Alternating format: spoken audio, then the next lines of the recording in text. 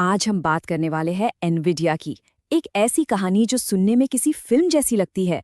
कैसे एक gaming company जो गेमर्स के लिए कार्ड्स बनाती थी, कुछ ही सालों में एक मल्टी ट्रिलियन डॉलर की जायंट बन गई। और आज तो आलम यह है कि पूरी की पूरी एआई इंडस्ट्री इसी के कंधों पर टिकी है। तो चलिए शुरू करते हैं ये कमाल का सफर।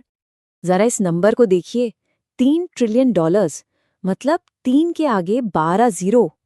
ये एनविडिया की आज की मार्केट वैल्यू है। सोचिए, इस मुकाम तक पहुंचने में बड़ी बड़ी कंपनियों को दशकों लग जाते हैं। ये कोई छोटा मोटा आंकड़ा नहीं है।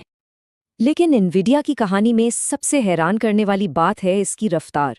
2 ट्रिलियन से 3 ट्रिलियन डॉलर तक पहुंचने में इसे कितना टाइम लगा होगा, अंदाजा लगाइए। सिर्फ 96 दिन। जी हाँ, सिर्फ 96 दिनों में 1 ट्रिलियन डॉलर की ग्रोथ। ये ग्रोथ नहीं, इसे तो एक धमाका कहना चाहिए।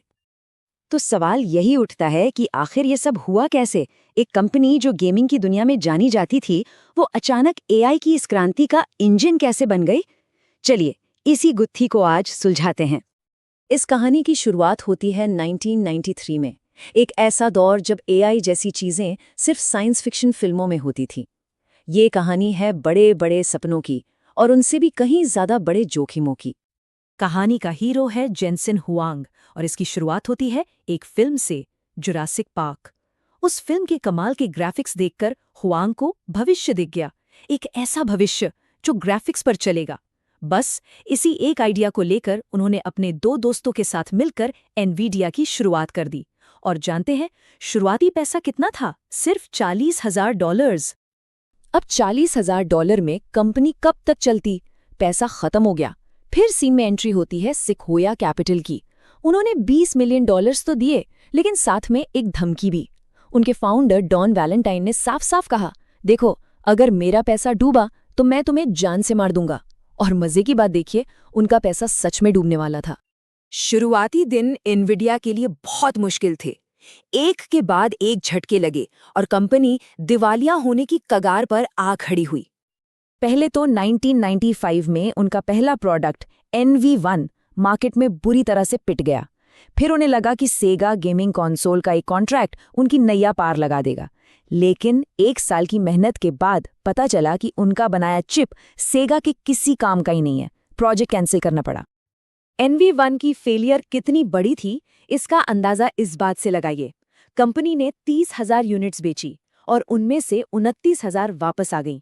मतलब ऑलमोस्ट सब कुछ वापस। ये किसी भी कंपनी के लिए एक बुरे सपने जैसा था। अब सोचिए, एनविडिया के पास कोई पैसा नहीं, कोई प्रोजेक्ट नहीं। तब जेनसेन हुआंग ने एक आखिरी दांव खेला। वो सेगा के सीईओ के पास गए और साफ कह दिया भी अगर आपने हमें पैसे नहीं दिए तो हमारी कंपनी बंद हो जाएगी। और यकीन मानिए, सेगा ने उन्हें $5 मिलियन दे दिए, एक कैंसिल हुए कॉन्ट्रैक्ट के पैसे। और इन्हीं पैसों से एनविडिया को 6 महीने की जिंदगी और मिल गई। अब इन 6 महीनों में या तो वो कुछ कर दिखाते या फिर सब खत्म। तो सेगा से मिले उन्हीं पैसों से एनविडिया ने अपना सब कुछ एक नए ग्राफिक कार्ड पर लगा दिया। ये उनका करो या मरो वाला मोमेंट था। और फिर 1997 में उन्होंने लॉन्च किया रिवा 128। ये सिर्फ एक प्रोडक्ट नहीं था, ये एनविडिया का कमबैक था। एक ऐसी वापसी जिसने न सिर्फ कंपनी को डूबने से बचाया, बल्कि उसे सीधे गेमिंग की दुनिया के टॉप पर पहुंचा दिया। तो इसमें ऐसा क्या खास था? ये उस वक्त का पहला ऐसा चिप था जो 2D और 3D ग्राफिक्स दोनों को एक साथ हैंडल कर सकता था। नतीजा, उस वक्त मार्केट में 70 से ज्यादा कंपनियां थीं और रिवा 128 ने सबको पीछे छोड़ दिया। यहां तक कि माइक्रोसॉफ्ट ने भी अपने पहले एक्सबॉक्स के लिए एनविडिया को ही चुना। इस बड़ी जीत के बाद कंपनी ने एक और स्मार्ट मूव लिया। उन्हें समझ आ गया कि अमेरिका में चिप बनाना बहुत महंगा पड़ रहा है, तो उन्होंने फैसला किया कि हम सिर्फ चिप डिजाइन करेंगे और बनाने का काम ताइवान की कंपनी TSMC को दे देंगे। इस फैबुलस मॉडल ने उनका सारा खेल ही बदल दिया। यहां तक तो ये एक गेमिंग कंपनी की सक्सेस स्टोरी थी।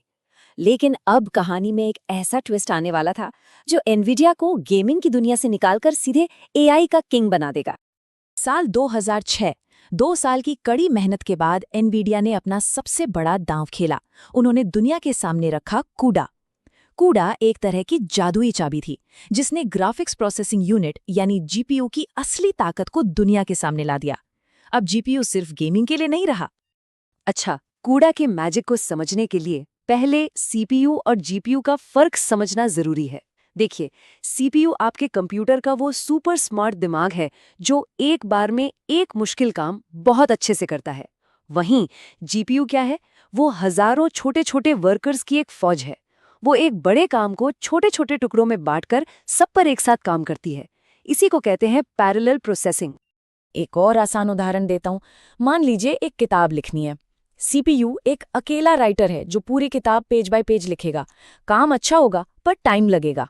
वही जीपीयू क्या करेगा? वो हजारों राइटर्स की एक टीम हायर करेगा, सबको एक एक चैप्टर दे देगा और सब एक साथ लिखना शुरू कर देंगे। जाहिर है किताब बहुत जल्दी खत्म हो जाएगी। बस यही है जीपीयू की असली पावर। कूडा ने बस यही किया।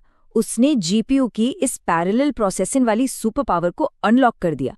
और मजे की बात यह है कि एनवीडिया ने ये गेमिंग के लिए किया था, लेकिन अनजाने में उन्होंने एक ऐसी चीज बना दी थी जो आने वाली एआई क्रांति के लिए एकदम परफेक्ट थी। हुआ ये कि एआई और डीप लर्निंग मॉडल्स को ट्रेन करने के लिए ठीक वैसी ही पैरेलल प्रोसेसिंग की जरूरत थी जैसे गेमिंग में होती है। एआई को चाहिए होती है बहुत ही सारी कंप्यूटिंग पावर, और एनवीडिया के जीपीयूज इस काम के लिए सबसे बेस्ट थे। आज हम जो चैट जीपीटी इस्तेमाल करते हैं उसे ट्रेन करने के लिए भी हजारों एनवीडिया जीपीयूज का ही इस्तेमाल हुआ है। और जैसे ही एआई का बूम आया, एनवीडिया की किस्मत पलट गई। अगर हम कुछ साल पहले का रेवेन्यू देखें तो उनकी ज्यादातर कमाई गेमिंग से होती थी, और आज उनकी सबसे ज्यादा कमाई होती है डेटा सेंटर से, जो सीधे सीधे एआई की डिमांड की वजह से है। पूरा बिजनेस मॉडल ही बदल गया। और आज की तारीख में हालत ये है कि एआई चिप मार्केट का 80% हिस्सा अकेले एनवीडिया के पास है। 80%! ये सिर्फ दबदबा नहीं है, ये एक तरह की मोनोपोली है। और यही चीज उन्हें इस इंडस्ट्री का बेताज बादशाह बनाती है। तो ये कहानी है उस कंपनी की जो एक फेलियर के बाद दिवालिया होने वाली थी, लेकिन सही वक्त पर लिए गए सही फैसलों और इनोवेशन के दम पर आज वो दुनिया की सबसे कीमती कंपनियों में से एक बन चुकी है। लेकिन कहानी यहाँ खत्म नहीं होती। एक्सपर्ट्स का मानना है कि ये तो सिर्फ शुरुआत है। उनका कहना है कि एनवीडिया दुनिया की पहली $5 ट्रिलियन वाली कंपनी भी बन सकती है। क्या ऐसा होगा?